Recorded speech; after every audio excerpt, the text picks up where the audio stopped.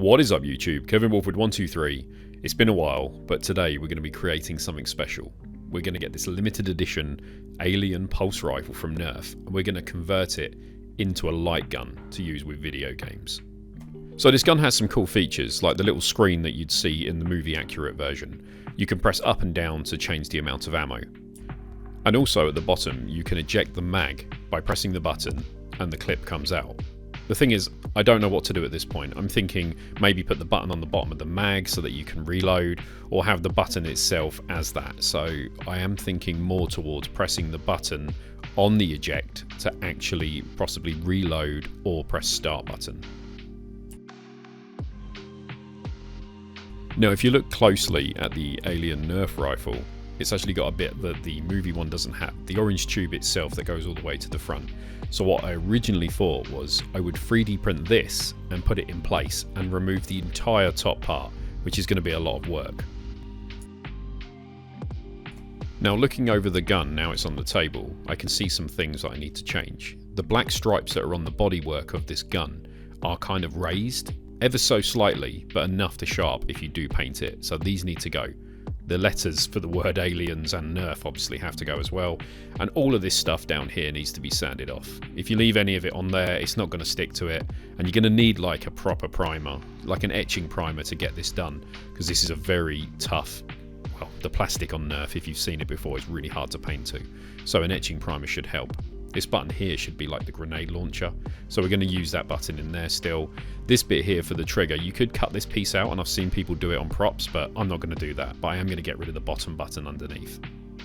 As we take off the side panel, you can see where that button sits, and it is ideal to make it into a button. Now let's take a look at the electronics inside. These are the up and down buttons for the screen. This is the screen, and we're going to reuse that as well. You can see the speaker there. We're not going to use that anymore, we're going to get rid of it. But the control board itself we will use, and the 3 connectors, and that's how we're going to adjust the rest of the buttons and how the solenoid kicks. Now this part here is how you reload. It will pull back and hit a button back here. Hopefully that's the idea, but we need to edit this slightly because we're going to want the front area to put a board inside. So first things first, we cut down the plastic so it doesn't rub against the button fully and cause damage. Then I epoxy this piece in place so I can set it back and it'll never go forward again. It'll still slide, we're just not using the rest of the plastic.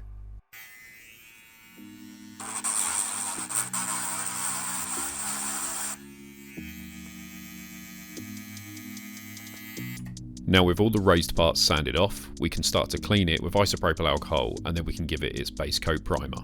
And I've gone for the etching primer in grey, and it worked really well, and it did stay on, followed by Chaos Black.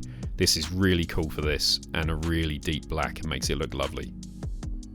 Now the idea with this project isn't to fill in every single crack and groove to make it look like it's a cosplay masterpiece. This is still a functional light gun, so we're going to need to open it up from time to time to service parts. But as you can see, there's these little divots that are on the side. These are where you use the injection molding process. I fill them with resin and cure it and keep repeating over and over and over until it's nice and smooth so we can hide most of the damage. Then we're going to mix up some epoxy, and I believe this part is called a charging handle. The gun doesn't have it. Now, someone told me in America that's a charging handle, so I agree with them. I have no idea if that's correct, but we put a bolt through it and it holds in place with the epoxy and makes it look a little bit cooler. Then we start work on the outside, and we're going with a nice dark camo green. A lot of people will tell you it's brown, but from what I've seen on the replicas it's green, and other people have done green as well.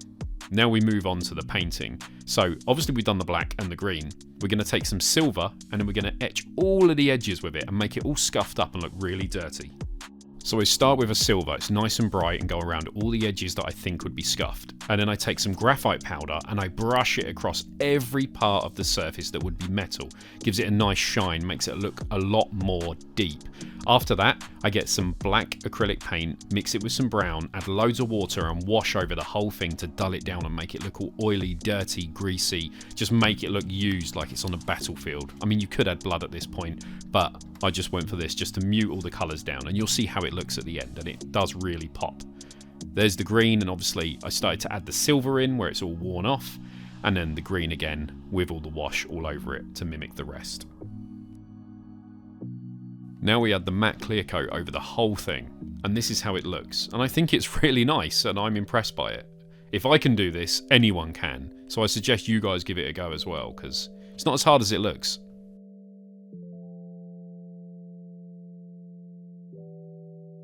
Now with the magazine in the bottom, it didn't really suit it because it didn't look like the movie one, so I printed this part. And then I painted it exactly the same and then put it on the gun. And I mounted it to one half and bolted it through. Now on this part here, I've added the speaker. I've used a couple of screws to hold it in place and a bit of hot glue around the edge so it doesn't wobble. I run the wires down and this is the speaker board itself which will play the clips. Okay, this is going to be the jankest prototype test as it is. Ignore the soldering, this is not permanent, this is me testing to see where stuff goes. So this switch here is gonna trigger when it's pressed back, the cutoff point for the reload of the mag. So the mag shows 0, like line, dash dash. When you hit that, it'll reset back to 95. So in theory, on here now we have 10. Although I can't make the numbers go down, because to do that there's 2 points on here and I need to bridge them to the solenoid. And I see why the other guy did it, where every time it taps it would count down, because you can't do it any other way, because if you put it on the trigger it'd be every press. So if it was a 6-shot game and you had 6 bullets, no problem. 6 times you press it, it'd be out of bullets, then you'd reload. But on a game with a machine gun, it can't register more than 1 press. 1 press just does all the bullets. So that's why the chap used a solenoid. So that on the top of the solenoid, he put basically a piece of metal that every time it came down, it would touch against the other bit of metal and register. Whereas I'm going to put a bar and it'll go down and hit one of these switches. So every time it comes down, it's just going to toggle the switch. But we're ignoring that for now because that can't be done. But as you can see, that's on. The other thing I've wired is jank. So this is the button for start, which will be on the mag. This is my audio board. This is my speaker that I've fitted. The negative goes to negative. The positive of this connects to one side of the switch, 5 volts. And that 5 volts there will jump to this 5 volts. So this one at the moment is not on anything until you press that button. And then the other side of this is on the board already. It already goes up to the 5 volts there. So in theory, when you press this switch in, it will play that. And it will play it for 3 minutes. Or until you let go of the button. So you reload, press it again, and it kicks back in. And that will work every single time.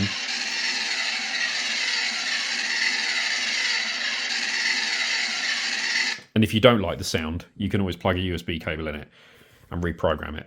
But it works. So I was panicking before because I'd wired the switch, but what I didn't realise was the switch next to it was the one that controlled like the speed. I think it was the motor to speed up the Nerf bullets. So I bridged those 2 points. So technically, I don't need this at all. In the final bit, I'm going to wire the positive lead from there straight into there. There's no need for that at all. That's just a jump wire and basically a waste of plastic. I'm going to get rid of that.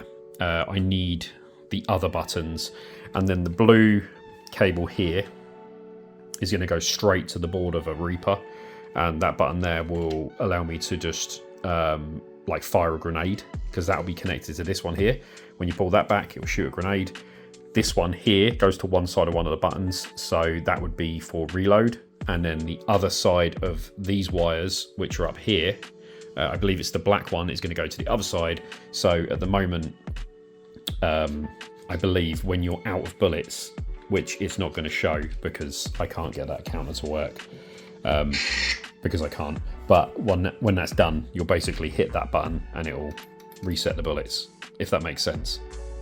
I'm using a brand new Reaper gun for this, so I've added a new switch. The Reaper switch in it I don't trust enough that I wouldn't have to open the gun again, so I've made my own switch and I'm going to wire it straight to the original switch and just bypass it by soldering to the bottom of it. That will bypass it completely, straight to the board, cuts out the middleman. So the start button on the mag is going to this button on the Reaper, just solder to each side, and then the other one is the grenade launcher and goes to the other, top and bottom. Once the points connect, it works. This is the solenoid. The problem is, it's not very good. I've had 2 of these break in this video, and I have to wait for the 3rd one. As it fires, it basically shoots its own back off and falls apart. What I've done is the rumble motors here. Made a hole down there and cable tied round to the cable. The cable, I made a groove for that to sit in, and I need to do that to the other side. I've extended the wires for the rumble motor, which go round to this here, which was the original trigger, which I've disabled. And the reason I put that there is, number one, I've screwed it so it holds all the wires down. And number two is because it has other wires that do different things. It all goes through to here. The lens is permanently in place now. The board will be mounted kind of further up like this. And I'm going to extend that post as a bit of something to support it. I mean, it shouldn't touch anything anyway, but I want to make sure it doesn't hit like the reload and crack the board or anything like that. The solenoid was the next thing, which, you know, wired in would go here. And then on the back here would have been a toggle switch. So as it ejects itself, every time it would hit the button, which would then use the counter on the ammo counter. This board here controls the ammo counter and the gone brain dead ammo counter and like sound effects and stuff like that, but that speaker's separate. Speaker goes to an audio board that I've put under here already. The ammo counter's already in there. This button here is like a start button, which I've used a keyboard button, so it's got quite a nice press to it, which again is soldered round on the opposite side of this. The other side of that is soldered to this for the reload.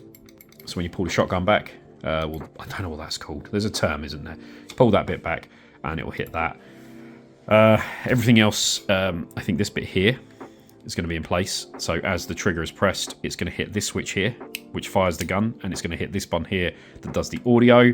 And the speaker has a toggle switch as well, which I've put in here, on and off. At the moment, I think it's set to off, because we don't want the sound all the time, because it would be awful. And now following up, this is obviously for fire. If you look over here, I've put the LEDs there. They will be like glued underneath, and that's just to give it a bit of, you know, I mean, this one I'm probably going to black out down here because you're not going to see it anyway once it's in the shell. I don't think it's going to shine through as such, but I don't want it to. But the top one I want to shine across like that to just represent, you know, a bit of muzzle flash, something different. You can turn it off. But the sound effect is this one here. So as you press this when you fire, because it hits both at once, it does this. And then, if you don't want the sound because it's doing your head in, or you're not playing, obviously, an Alien game, you flip the switch here, which is under a flap. You flip it across. Then when it does hit, it won't trigger any sound because it's not grounded, and it won't do anything. So that should be everything. And here's the... I don't know if I'll be able to do this. Hopefully I can... As you can see, the ammo counter's there. Let me try and prop this up. And then these buttons are wired in. So, let me try and one-hand it. You can up the ammo to whatever you want. You hold it and it goes faster. And as you can see, the ammo counter's there. Excuse all the dust, it's plastic. And it shines quite nice. And then when you hit the two wires together, which are these two, it counts down every single time, which is why I want this here with a switch, so that every time the solenoid ejects, it hits the switch, counts it down. And then if I had that working and the solenoid wasn't shit and exploding, that would be all together and finished. But until the new solenoid turns up, this is how it lives. Okay, I think I've done it. So, I actually did something totally different, and I don't know why I didn't think of this first. So, the plastic shell, I pushed it so that I actually had the peg come through, and I'm not using the peg anymore, and instead of gluing it down, I've turned it on its side and then screwed straight through the switch into the post. Now, I'm still going to want to put something behind it to support it, so I'm probably going to make like a little block here that sits there so it holds it so it doesn't spin over time, because it will spin slightly, see? But it does trigger, which means now I should be able to lift this up, and then hopefully, it might not work because of, you know, it's loose, fire it off.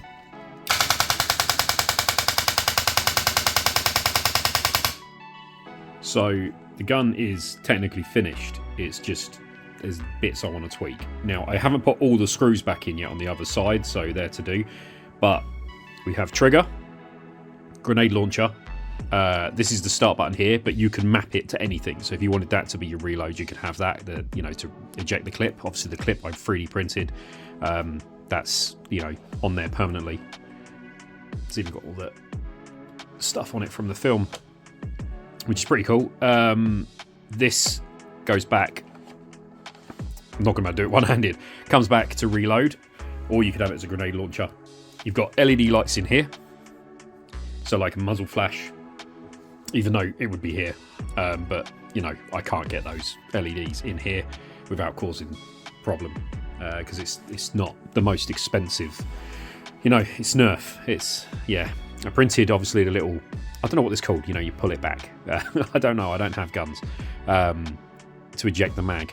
There's also a door here that you can pull up, and there's a switch, and that switch there allows you to turn off the speaker, because the speaker plays when you hold the button. Now, also, you can set the ammo counter, so depending on what game you're on, or if you want it like film accurate, but the Alien game sadly runs 75 bullets and not 95. But yeah, it's got a solenoid in there, so it kicks when you fire. Not 100% happy yet with that. I'm going to work out a way of doing it differently, because it's hitting a button at the moment, and when you're doing single shots, no problem. But sometimes, when you're doing rapid fire, it doesn't register every bullet. As you can hear,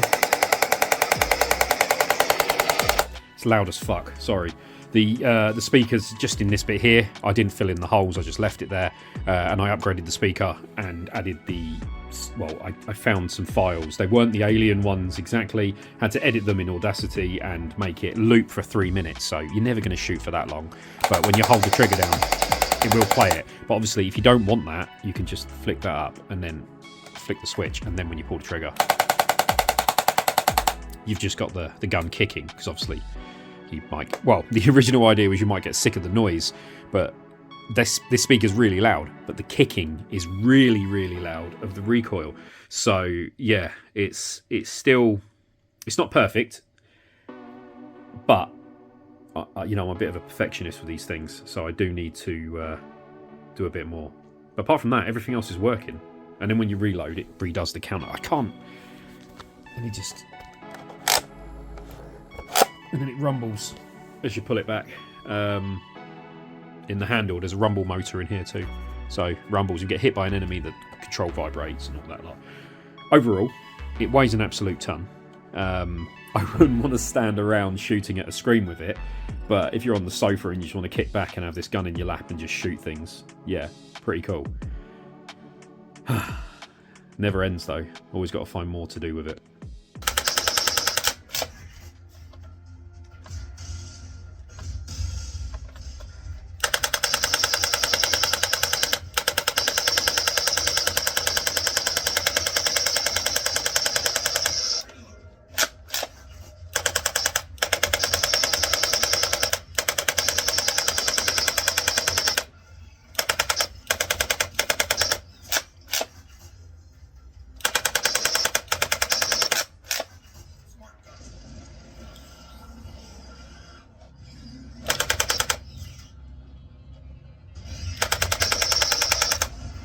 So that's basically the build finished. If I can do this, anyone can. Now I'm waiting for another solenoid because the other two were crap, but hopefully when that turns up it will be 100% finished, but for now it's almost finished.